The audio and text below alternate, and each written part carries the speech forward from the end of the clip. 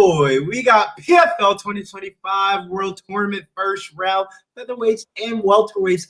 Last time we were on the channel, we made some cash, but we did lose on a Nathan Kelly straight bet. But he's right back inside the octagon again. Joey, how you doing? How you feeling? I know we had some fight switches, but anytime we have an opportunity to make money on fights, it's got to be a nice little video like this.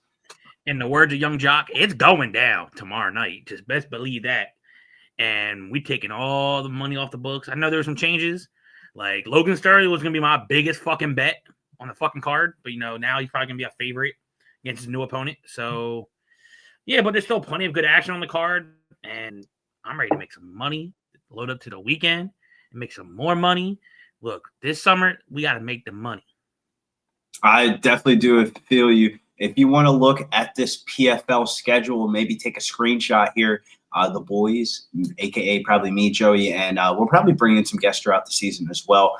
But we'll be trying to go live right after the ceremonial weigh-in. So as you can see here, the first week we have the card on a Thursday. Next week is on a Friday. The next week is on a Friday. And then the week after, we got a nice little break. And then right back to work we go. Next, I should say the day before my birthday, May 1st. So PFL has always been one of my most profitable organizations. We'll talk about some spots that we crushed last year in PFL. But let's get into the first fight of the night here of Nathan Kelly versus Tai Kun Kim here.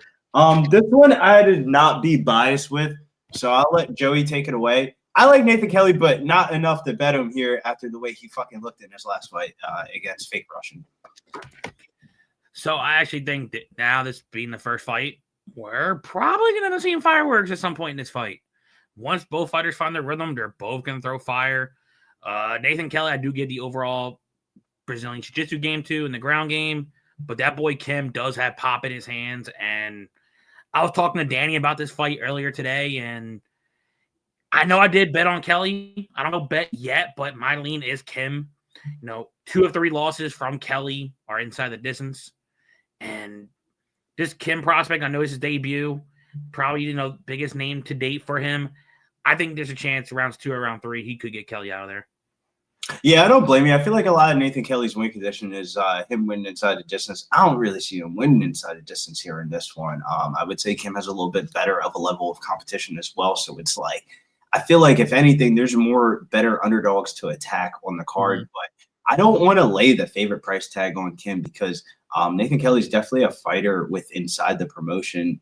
I call them homegrown prospects. I mean, they definitely invested a lot of money through him throughout the Showcase Challenger Series and stuff like that, and up the ranks he goes. But this is a step down level of competition, but still, I don't know if he's going to be able to pass the test. I'm going to lean dog or pass, but I'm not going to get to the window with Nathan Kelly in this one. Just notice Nathan Kelly is the public dog for this card. Yeah, I did see that on Tapology. It's just more of a popularity thing with the Tapology stuff. But if I'm not to be mistaken, that's welterweight, featherweight action here that is the first round, and then we go into the welterweight division here. Giannis Bachar versus Masaka Kakori, jacking up those names, but this is going to be a striker's delight of a matchup with 2 unique strikers going at it.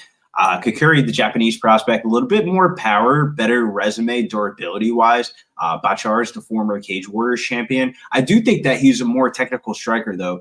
Kakori's getting finishes in the regional scene, but over these like Japanese regional scene opponents that are just very lackluster. Bachar hasn't fought since getting KO'd by Valentin on the Ultimate Fighter last season.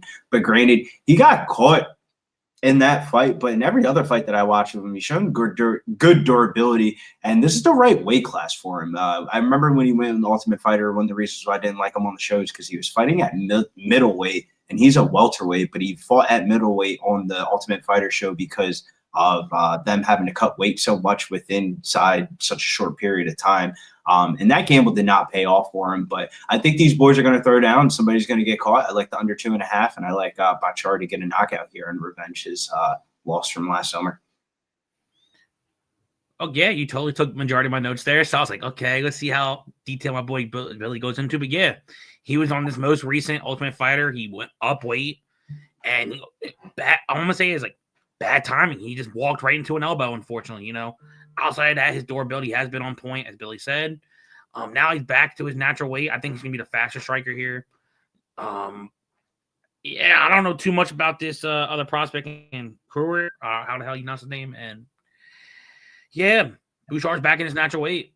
I'm still tempting if I'm going to bet the money line, but if I can get the under 2.5 at a good price on my book, I'll definitely lean towards that.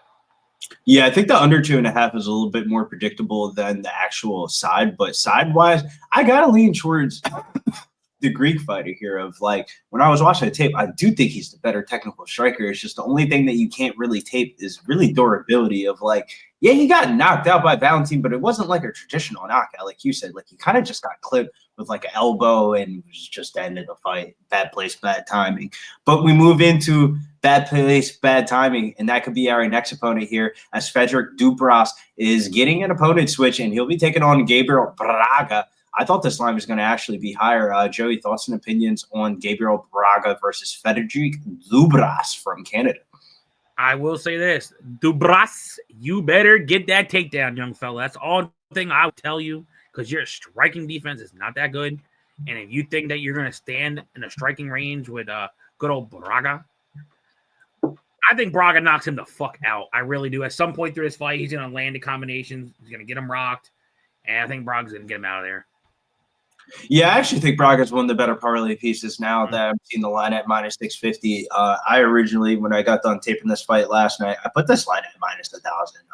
This is going to be one of those pure striker versus grappler matchups, but a major step up in competition for Dupras, who's basically like the grappler in the matchup coming from Canada's H2O's MMA camp. But basically, he's just a submergent. All of his 8 wins are by submission. His striking defense, highly questionable. And he's going to be taking on Gabriel Braga, who's one of the most, I would say, entertaining upcoming fighters with inside the promotion. His father was his longtime coach who passed away a couple years ago, and it was kind of like an emotionally damaging spot for him, and he suffered, I would say, just some lackluster performances after, but it seems like he was in good spirits in his last one, being Jeremy Kennedy. This is kind of be like a similar matchup to the original opponent that you were supposed to take on in Landu.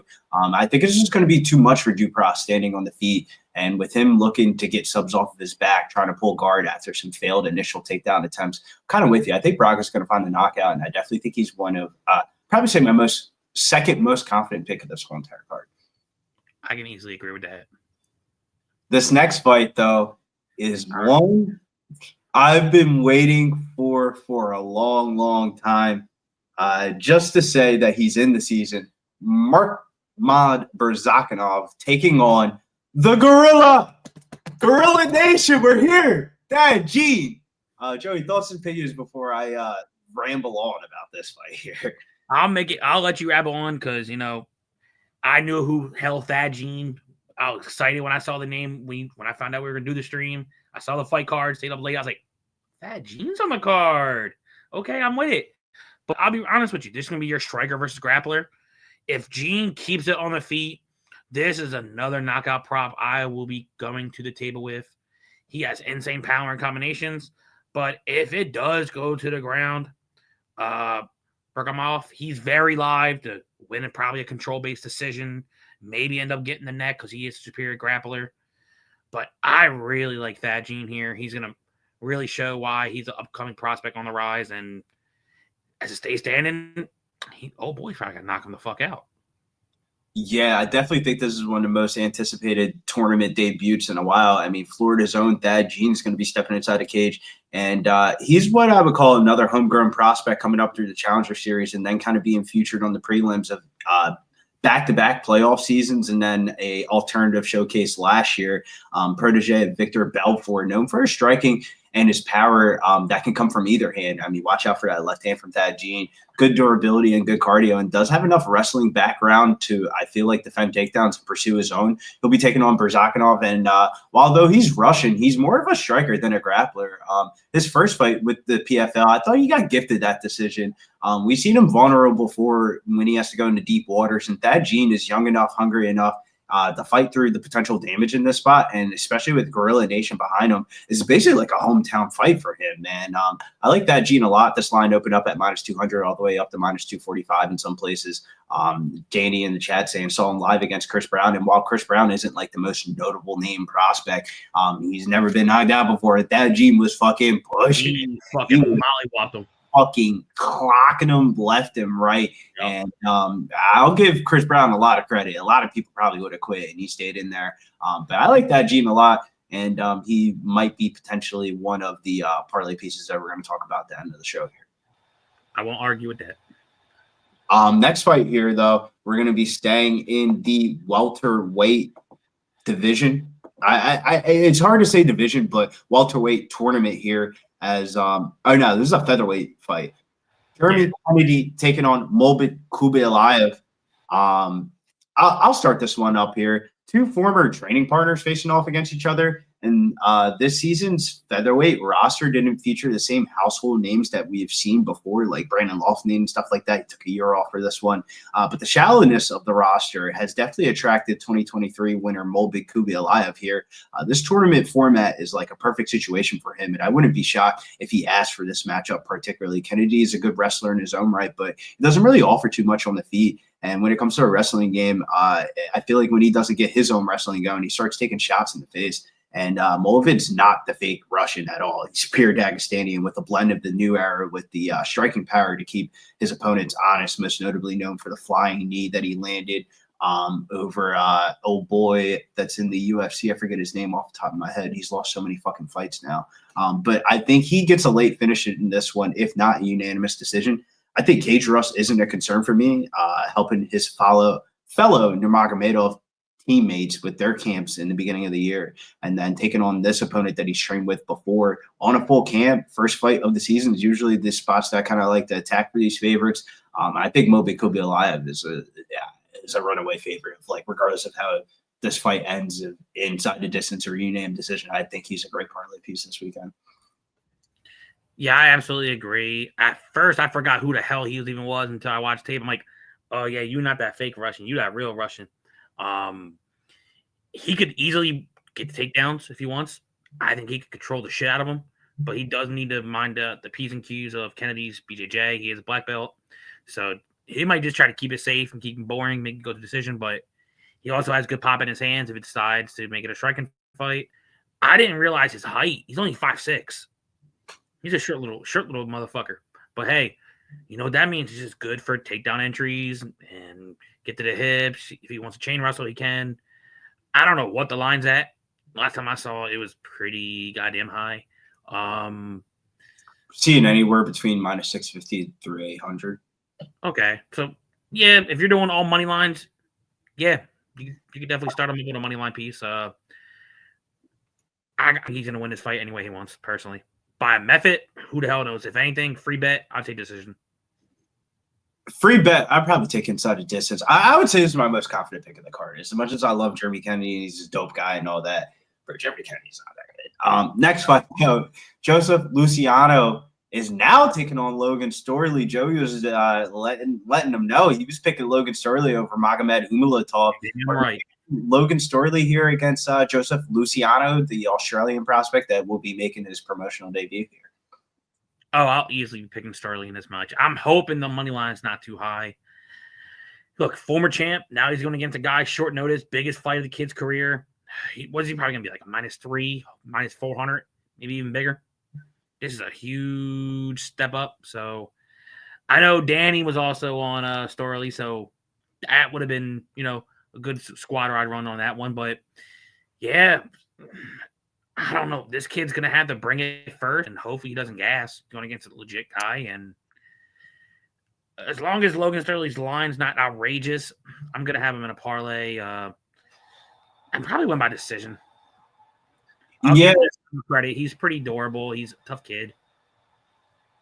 Yeah, I thought he was pretty durable as well. One of the debacles of the card was Umalatov not only missing weight, but being ineligible for the rest of the tournament here, which isn't a good sign considering he's one of the homegrown PFL prospects on the roster. It's been kind of like a carnival wheel of matchups for Luciano this week. Originally, he was supposed to take on Thad Jean, then he was supposed to take on Sariq Shields, and now he gets an opportunity in the tournament, but at the cost of taking on Logan Storley. Logan Storley, former Bellator welterweight champion when he won the belt over MVP. He came off that his first fight in the PFL was embarrassing though. He got his light shut the fuck out in his promotional debut in his hometown in South Dakota in front of friends and family, and it was a good sign seeing him get a win in his last bout against Luka Picolot, the grappling specialist, and that's kind of going to be similar to what this matchup's going to kind of impose, where I think that American folk style wrestling will give him the positions on the ground that he's going to need to gain control, while Luciano is going to be looking for submissions off of his back. He's fought at high level of competition in regionals, like he's fought Carlos Prates in one championship, and he did not get knocked out by Carlos Prates. And he also went to a very competitive decision against what's his name, Janaev Myclef, the new kid. Yeah, from he fought. I had the betting ticket. Yeah, I had to bet on him. I had the money line bet. It was against that dude that trains at with Adesanya. Yeah, I don't know why I'm drawing on UFC names when we're looking at a PFL card, but yeah, he went to a competitive decision with Myclef, and I thought it was a pretty impressive fight. The pick seems to be Logan Storley by decision, but I also think the over 2.5 fight goes the distance. I think Logan Storley is just going to win a unanimous decision here in this bout. Oh, he faced Kevin Giuseppe. Kevin Giuseppe. I had to find a betting ticket. I was like, where the fuck's this bitch at? Featherweight bout, though, co-main event. Alrighty. Jesus Pinedo coming off of a little layoff, taking on Adam Borics. And I'll start this one off here. A year layoff for the Peruvian sensation who went on one of the wildest runs you'll ever see in 2023 with him needing all 6 points to make the playoffs, and he knocked the fuck out of Brandon Lofty. And he ended up riding that momentum with the KOs over Bubba Jenkins and Braga while all being an underdog throughout that whole entire season. It seems like the market has kind of caught up to him for the first time that you're going to be laying chalk on him in any of the PFL fights in the promotion. And this is no tune-up fight at all, taking on Adam Borics, who can really mix it up on the feet and on the ground. And that's going to be most important in this matchup is Adam Borics able to get the wrestling and the takedowns. A lot of fighters have tried, but they weren't as skilled enough on the feet to really compete. And when it comes to experience level, I feel like Borics is right there. I mean, he's fought the likes of Pitbull for a championship, Mads Burnell, Enrique Barzola, Jeremy Kennedy. I mean, this isn't going to be a step up in competition. I would line this fight as a pick 'em, and I think Borics is live to win a decision. I'm with Danny in the chat. I like Adam Borics here a lot at this dog price tag. If I had to say underdog of the card, it would probably be Bachar, Borics, and yeah, those are the two underdogs I'm picking. Yeah. So I'll say this. I knew of Borics since Bellator. The motherfucker's exciting. He throws heat. He mixes it up well. I do remember Pinedo flying kneeing the living shit out of Lockney, and that was our last piece for the parlay. Yeah, Lockney, high money line, chalk money line. All we need to do to win. We cash like a 4 or 5 legger. Yeah. Bop, fight over. I'm like, fuck, okay. But nah, Borics, he's fought a lot of good comp, and when I saw the plus money, and I even told Danny, I was like, there were some dogs on that card I liked. You named 2 of them, and I also said Storley, and he said, bro, this line should be a pick 'em as well, and I do like Borics a lot. I'm gonna be going to the window on the money line. Yes, Yesari. I think we will revenge ourselves with our PFL dog pick here. But shouts to the chat. We got Danny in chat says fight of the night probably, and we have the queen of the sesh, the cutest queen of them all, says hello in the building. Danny also says Borics plus 154, and we move on to the main event. But before we move on to the main event, make sure if you guys haven't liked and subscribed, make sure you guys like and subscribe and sign up. I mean, it's Pub Sports Radio. We the best out. Fuck the rest out. Welcome to another edition of The Boxing Dead. Welcome, everybody, to another episode of EPL on Pub. Class is in session, hitting the books on Pub Sports. This is another exciting edition of the main event on Talking Man. Throwback commercial right there. some shows that are on the channel anymore. But the last one that you saw there, Danny and Preston do go live right before Locker Room Podcast with the boxing main events. But main event time here for PFL. Jason ass-kicking Jackson taking on Andre Goreshev, who speaks not a fucking lick of English, and he's been in America for over a decade. Joey, who are you picking for this one here? This one has me back and forth. So I'm going to change the lyrics around a little bit. Sorry, Miss Jackson. Ooh, he is for real. Look, my man Jason Jackson is going to do work. He's going to be the faster, athletic. He's going to have the more longer reach in this fight. And I know the Russian can mix it up if he really wants to, but you rarely got to get to the hips in Jason Jackson, which he doesn't allow too much outside of his last fight. I think he's going to probably throw the basic 1-2s, throw the leg kicks. Is this 3 or 5 rounds? 3. Okay. So I was like UFC 5 round, but no, I think Jackson early. I think the Russian in round 2 could have early success, but the more and more I'm thinking about this fight, I think it's Jason Jackson by decision. Okay. I'm kind of with you. I'm kind of picking up where you're putting down. Kind of a little bit hard for me because I faded Jason Jackson pretty fucking hard in his last bout versus the Dagestanian Ramazan Karmagomedov, who was able to that was honestly one of my best dog tickets that I cashed this season. I felt like his wrestling game wasn't going to be able to work in that spot, and Jason Jackson just wasn't going to be as motivated as he was, despite it being a title defense.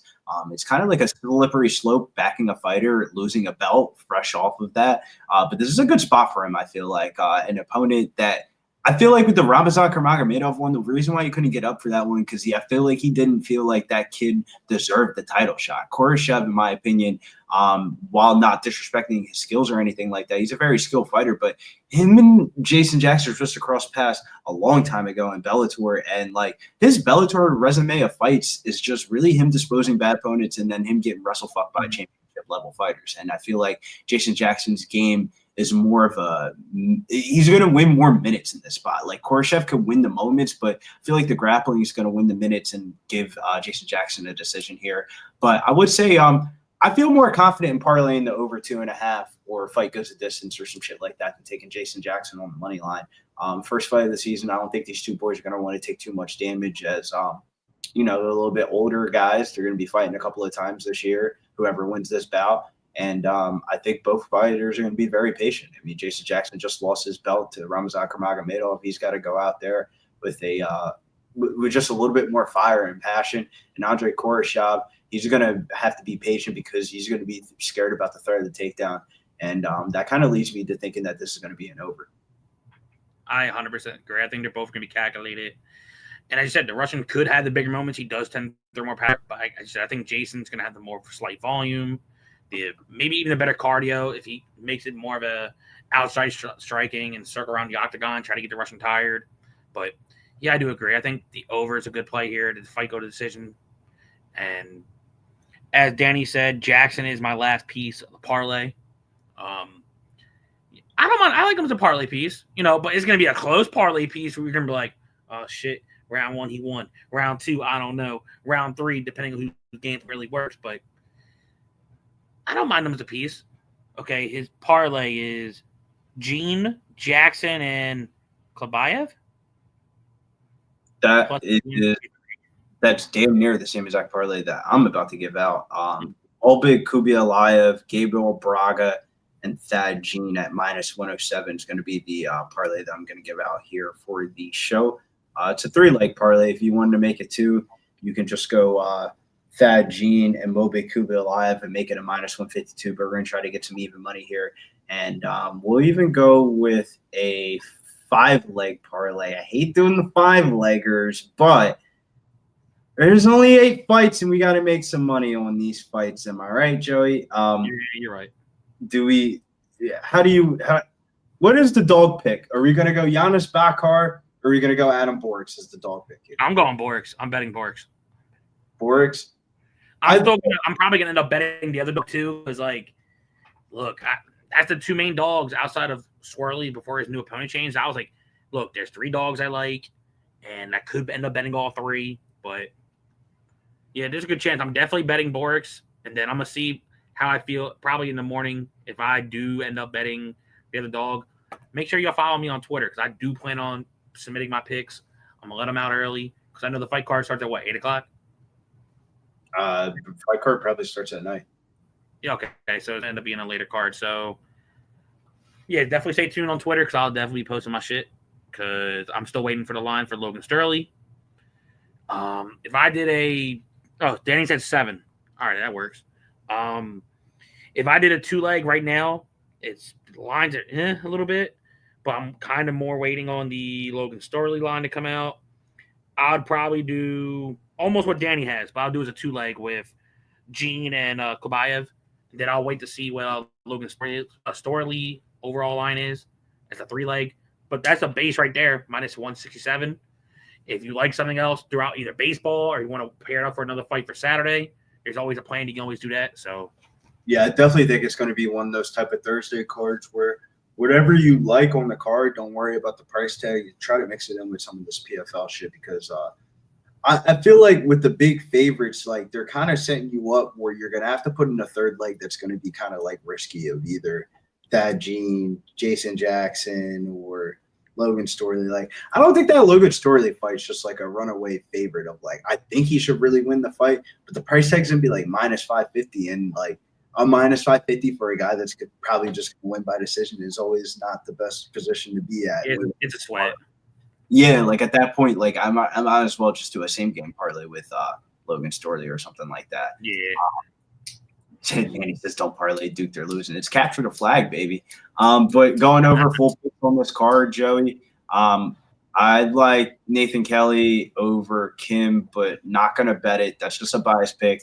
I like Bachar. It's gonna be the other dog pick that I'm gonna pick. And then this is when the run of favorites start coming. I like Gabrial Braga, that Gene. Or let me give you method of victory. I like Bachar, Kakori. Somebody's getting smoked. Bet the under 2.5. Braga, Dupras. I would just take Braga as a money line parlay piece. Thad Gene, Bakanov. Just take Thad Gene as a money line parlay piece. That line isn't crazy wide for a Thad Gene fight, but also this is going to be his toughest fight of his career by a wide margin. Jeremy Kennedy versus Molvid Khaybulaev. Another one. Just take the Molvid Khaybulaev inside the distance if you're going to play a prop on this one. Maybe he just wants to get a quick night in the office here. 2 training partners. So I think Molvid's going to win that fight. Luciano Storley. That screams like Logan Storley decision. Fight goes the distance. Co-main event, Jesus Pinedo, Adam Borics. I would stay away from a prop and just to bet the underdog there of Adam Borics and hopefully he gives Pinedo a run for his money. I mean, damn, one of the craziest 2023 runs, but how can you have that much momentum and then just disappear for a whole entire year? I think Adam Borics is not a tune-up fight. And Jason Jackson, Andre Koroshev. Going Jason Jackson, but I like all the fight goes the distance as well. Oh, I didn't realize I muted myself for a second, but I'll start the main event. I got Jason Jackson, probably decision. Borics, I think he can win a decision. I think he can definitely throw more volume, mix it up. Logan Storley, I'm probably going Logan Storley decision. The Russian Khaybulaev, more and more I'm thinking Billy could be right, maybe inside the distance if he wants to make it quick. Biggest favorite on the card, so he might just try to make quick, easy work. I'm going Thad Gene by knockout. Another knockout prop. I'm gonna see what the lines are. I may go Gene and Braga by knockout to see what the 2-leg parlay for that is for a little juicy juice. I want violence, goddammit. And if those two are gonna do violence, it's gonna be by fucking knockout. So you might get a good 2-leg base on that. And did I miss a fight? I'm gonna go top of the night. It's gonna be Bachar, Kakori under 2.5. Like the more and more I tape that is like, bro, somebody's getting smoked in that fight. Yeah. No, I didn't miss one. And no. I did the Bachar fight. Bachar, I got the dog. Look, when he wins, it's by knockout. Maybe you want to. Maybe I'll say take the money line because I don't need Big Show coming at me saying, "Bro, why are you giving out like a 3-1 type of knockout prop? Why he's almost don't do that dumb shit." Just take the money line. Yeah, take the money line. Don't be a D-jet like me sometimes. But I like a little extra money. But then when I don't hit it, Big Show like, man, you should have just took the money line. I would just double down. If you're going to take the money line, also take the under 2.5 rather than taking that knockout. You're going to be mad as fuck once he gets knocked out. I know. So I could go 1-1 if worst case scenario, but I don't know. You could still go 0-2 if the fight goes the distance and your guy loses. So don't do that. I see violence, goddammit. And I forgot about the Kim and Kelly fight. I'm going Kim. Kim Young-chong. Joey, did you? I know I'm throwing you on the spot here, but for the UFC this week, did you have any other plays that you wanted to go over for the UFC this week? Yeah, I could do that. Let me see. My base, it is where the fuck is this motherfucker at? It's Mr. Finney paired up with Holy. You can get that at plus 133. And other props I'm gonna be looking at, I do think Kennedy's gonna knock out Boudet. More and more I've been watching. Early, it's gonna be like, are these motherfuckers gonna throw? Round 2's gonna be like, oh fuck, Kennedy really letting the hands go, and I think he could get him out of there round 2, round 3. I'm on Sabatini, so no bias there. He's plus 200 right now. I haven't pulled the trigger yet, but I'm probably gonna end up pulling it before that. So, and I don't know why I'm not gonna touch it, but I don't mind Jared Marshart. Tavares slow down. He's not the same fighter he once was. So GM3 is always live, and as of right now, are we still doing the squad ride with Demo? That seems like more of a podcast squad ride. Yeah. I'm about to tip this out and tell people to bet this shit. This seems like shit. I see you, Jeff. What's up, Slaughter? Sabuini. I think Sabuini. UFC card for me. I think I am talking myself into this Gerald Mearshart shit, bro. I mean, plus 200 for GM3. Bro. Brad Tavares at 250 just seems like a parlay shitter. We talked about that one. Chang Ho Lee keeps on coming down. That market is now below minus 150 from podcast recording from yesterday. I'm starting to like Chang Ho Lee as that line starts to close in. Torres Finney, I don't mind him as a parlay piece. I think Gurrielli beats Odie Osborne. I hate to go against TC because he's been hot with the dogs, but I just don't think Odie Osborne's any good. And then prelim picks. Shouts to my boy Tone Miggins in the chat. Tone Miggins in the chat talking about that Diana Barboza inside the distance minus 132. It's a two unit levels play of the day for UFC Fight Night. And for her to win in rounds 1 and 2 plus 102. Little prop action to get you started this weekend. And I'm right there with Tone. I think Barboza wins inside the distance. And I got to figure out which one of these underdogs I want to bet between Pedro Falco, Reese McKee, and Gerald Mearshart. So that's where you got to stay tuned for the Saturday show. Till next time, Joey, where can they find you? Yeah, you can find me at Joe DFS Betting. I've been getting a lot better posting plays for UFC to plays for PFL, either tonight or sometime in the afternoon. UFC, same shit. Continue. I'm trying to get on a good little run again because I cashed last week with Baby Naganu round 1 and Manuel Torres. So I want to keep the streak going. Want us both cash, and like I said, we got monies to get for the summer, man. We got to collect the monies. No, that's real shit though, Matt. People have been hitting me up to go out and shit like that. Nah, bro. I'm pretty locked into the MMA cards right now. And I would really try to stack this bread up for the summer here. So we could go down and go do more vacations and trips and stuff like that and get more content for the people and shit like that. So that's why this PFL card is essential to get the weekend started because, man, the way these fucking NBA cards have been looking, it's just like, damn, man, you can't make money. So you gotta like mix and match these cards a little bit. Shouts to Philip. Oh no.